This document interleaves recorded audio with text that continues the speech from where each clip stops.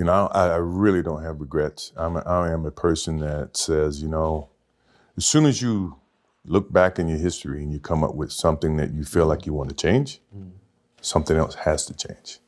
So What about your biggest disappointment? once again, that's the same analogy. Disappointment to me, to win, you got to lose. To be successful, you got to have something that's not successful. To be happy, you got to have disappointment. So I think all of those things have evolved and happened to make me who I am and understand the benefits and the privileges I have for being who I am, and not to wear it on my sleeve, be very humble about it. That's one thing my parents taught me very well is, don't wear your reputation, don't wear your accolades, don't wear your personality on your sleeve. Let it happen, let it be you. It is who you are. Don't hide from it, but don't wear it and rub it in people's faces. So, when you sit there and you say, well, in 1990 or 2005, they voted me as like the best or the most popular athlete, well, it's ironic that I'm the youngest of the three. So in essence, it's all relevated on who is watching now. If you ask 20 years from now, I'm pretty sure LeBron may beat me, based on who's going to be making the voting. So I say that to understand that, it is what it is. I don't wear it. I don't showcase it. I don't rub it in other people's faces. Someone else's opinion.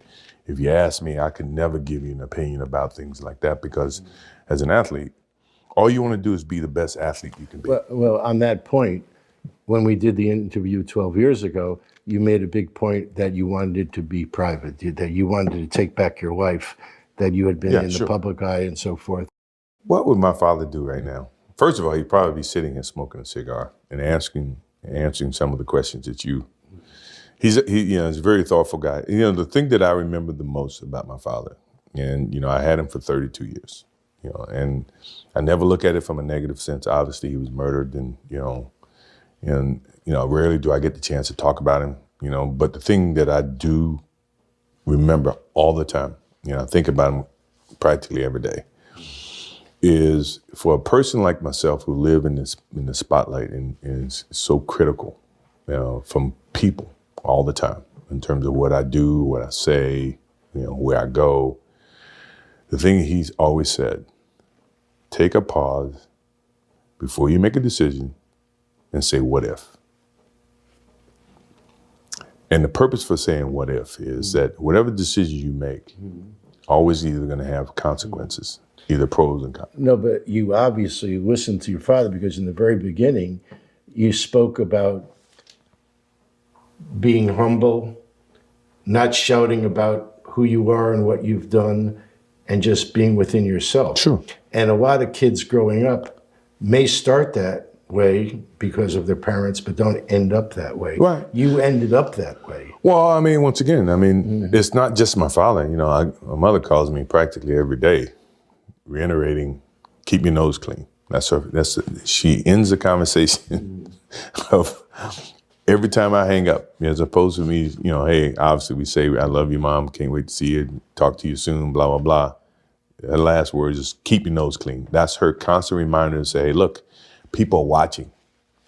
People are learning, people are paying attention. And, the best news in today that sells is negative news. That's what other reporters want. I know. And not that I live in a box to where I'm afraid to do things. Mm-hmm. I know that, as my father says, the what if comment is to be able to deal with the consequences of what decisions you make. And you think about that. If you think about the consequences, pro or con, you make the right decisions that you feel is the right decision. Now, all the decisions I made, other people may view to be not the right decisions from their perspective. But for me to go play baseball, and everybody says, oh, it was a failed opportunity to play baseball. That's what they think. For me, it was the best thing that could have happened for me because it allowed me to go back to the game with a stronger passion. At the same time, I was able to understand the love that these minor league baseball players have, making $1,500 a month, $1,500 a month, which is nothing. But for them, it was big. To me, to see that helped me put things in perspective, to understand the platform that I was on in 93, that when I went back to it in 95 and 96, I appreciated it even greater. So when we won those championships and we went through those things mattered to me far greater than what I did in 91, 92, 93. People don't see that, and people will never understand that to be success. You know, all they think about, well, he batted 202, you know, and he struck out a certain number of times. Yeah, okay. You know, but the effort was there, and the learning curve and the passion was there that has transcended not just to me, but to other people who are afraid to do things because they're worried about the perception that may come from other places. To me, that's more gratifying than anything, you know. So that's the things that my father and my mother instilled in me. Take a negative and turn it into a positive. Don't be afraid to fail. Why do you do so few interviews? I mean, hardly any. And why have you agreed to give us a second one? You haven't figured that out? All you got to do is look at those two boxes over there. Yeah, but you didn't know they were coming. Well, I told you the only way I was going to do it. You got to dig in your humidor and give me something that's worthwhile. So I laid the parameters early. But you trusted me.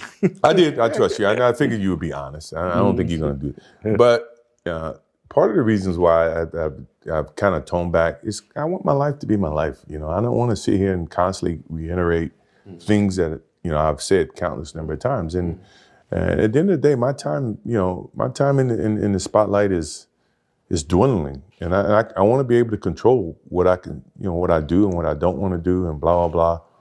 Someone else needs to step into the limelight and either enjoy it, you know, or prosper from it, or grow, or have people understand who they are, blah, blah, blah. Me, I need no more admiration. You know, I've had enough, and it's been great. I'm still going to be a very positive, you know, force within the community, and, you know, with the kids of tomorrow. But I got my own kids. I got my own wife. I mean, I'm 54 years old. You know, I want to be able to go through a day or go through a week, not worrying about what I got to do Wednesday, what I got to do Thursday, what I got to do, because I never enjoy Monday. I want to be able to, you know, and sometimes I surprise the shit out of myself saying, look, I got nothing to do today. Oh, I got nothing to do tomorrow. I got nothing to do on Wednesday. That's, to me, is ultimately retirement. You know, that's where I want to be. And if I choose to get involved in things, then hey, you know, I want to go to Charlotte and I want to see what's happening with the team. Or I want to go to Portland, spend a week out in Portland, blah, blah, blah. But not to where, you know, my moment, the moment that I'm living right now, I'm worried about what I have to do tomorrow. And that's where my life was getting.